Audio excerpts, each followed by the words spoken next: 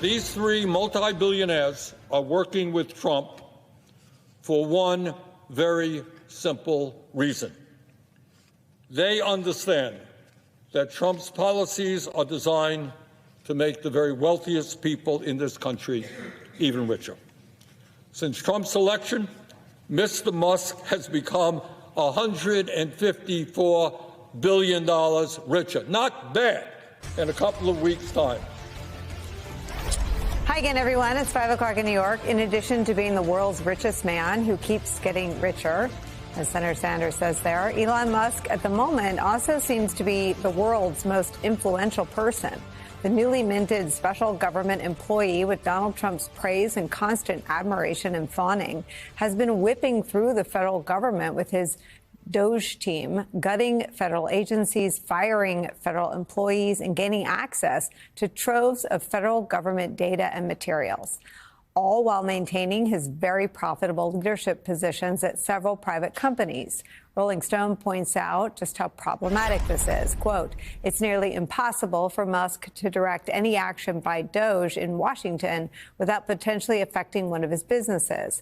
X, formerly Twitter, currently faces a lawsuit from the SEC that alleges he withheld information about the stake he was acquiring in the company ahead of his bid to purchase it. The Department of Labor, which could be next on the chopping block for DOGE, has probed and fined Tesla and SpaceX for unsafe working conditions through the Occupational Safety and Health Administration. Tesla is also under investigation by the Justice Department for possible securities and wire fraud related to its unsupported claims about fully autonomous vehicles. But don't worry, anyone. Caroline Leavitt, the White House press secretary, assured the country yesterday that there will be someone policing Elon Musk and making sure that all those conflicts of interest are completely avoided.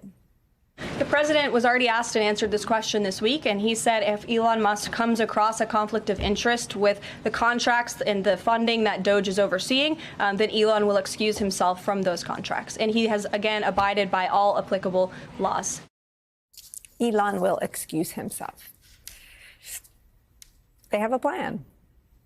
These conflicts of interest are, though, a focus now of United States Senator Richard Blumenthal. He is opening an inquiry into DOGE, writing to 6 of Musk's companies, including Tesla and X, to demand more information. In a statement, Senator Blumenthal writes this, quote, Mr. Musk's dual roles, running a for-profit corporation while serving in public office, not only create glaring conflicts of interest that pose grave risks for America's most sacred institutions, but it may also violate federal law.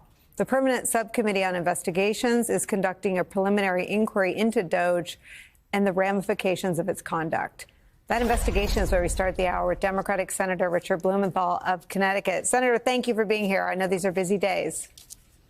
Busy day, but really delighted to be with you, Nicole, because this story ought to make Americans angry. That idea that there's accountability for Elon Musk in the present system? Absolutely not. In fact, Donald Trump has fired all the inspectors general who would be able to blow the whistle on conflicts of interest. And that's why I've begun an investigation through the Permanent Subcommittee on Investigation, because there is so much at stake here. And it isn't just privacy, access to information about VA payments on disabilities, tax refunds, all of that personal private information. It's also that Elon Musk potentially benefits immensely at the expense of his competitors for government contracts and other business, and puts at risk our security, cybersecurity, if there is ever a breach of this information.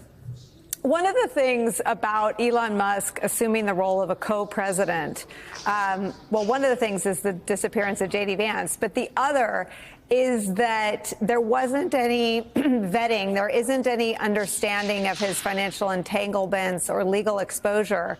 And I've seen a little bit of reporting about one of the things that USAID was looking into when it comes to one of his companies. I wonder if you will start by looking at what he's burning down fastest to see if that is an intersection with his business interests.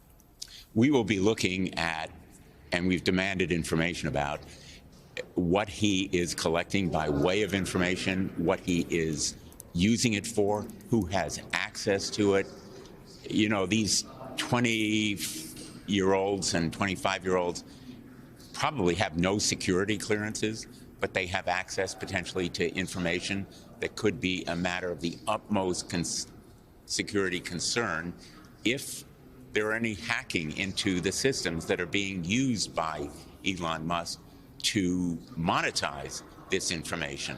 So there are vast implications for our nation's security, potential breaches and hacking into those systems, but also monetizing it, using it for the benefit of Tesla or Starlink or SpaceX or Neuralink or the Boring Company and XAI, which is why we've written to all of them demanding that they give us an accounting, and we're going to hold them accountable for how this information is used to the benefit of Elon Musk's company. This idea of a conflict of interest is very abstract. It sounds hypothetical.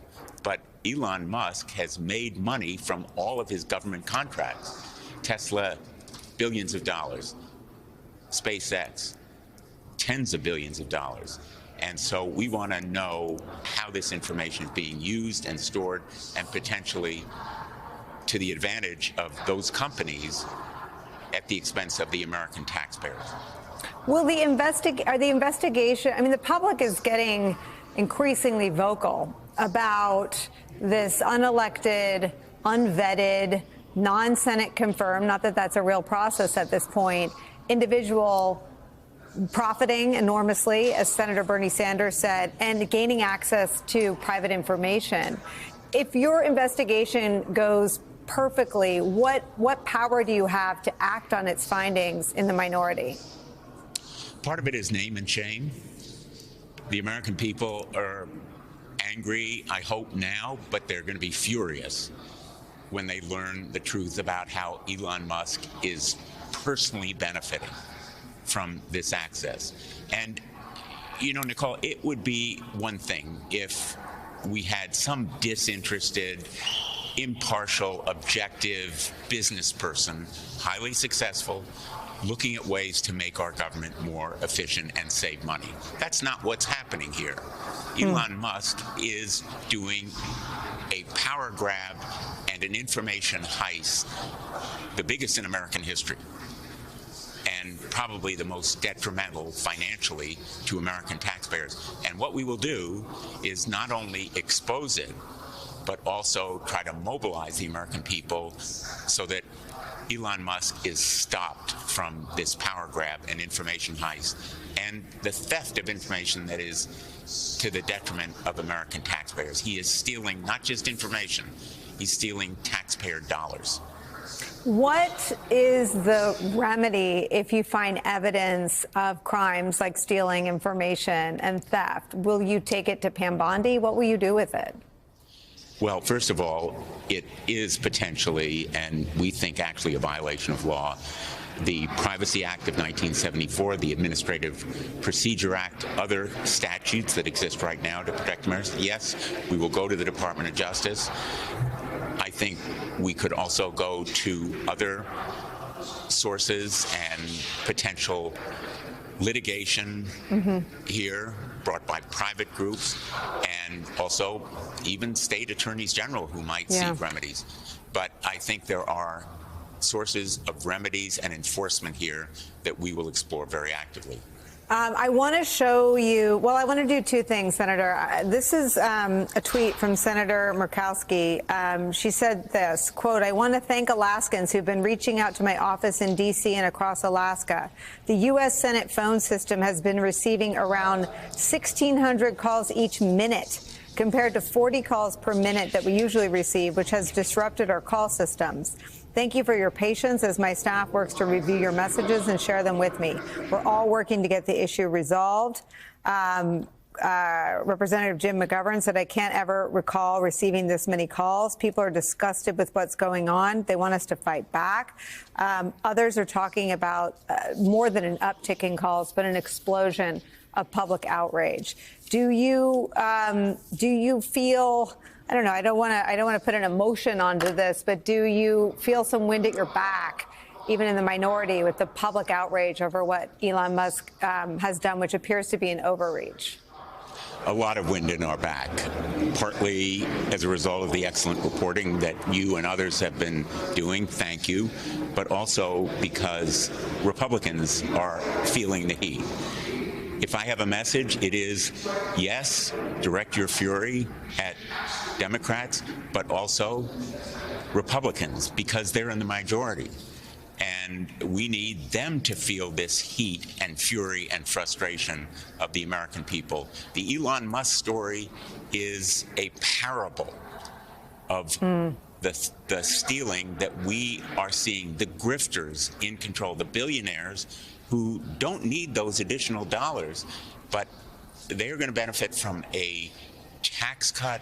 They are benefiting right now from contracts, and Elon Musk in control of more contracts, which he is doing, in control of information, and in control of not only private information about people receiving tax refunds or VA benefits or Social Security payments, but also his competitors' information gives him an advantage that's unprecedented.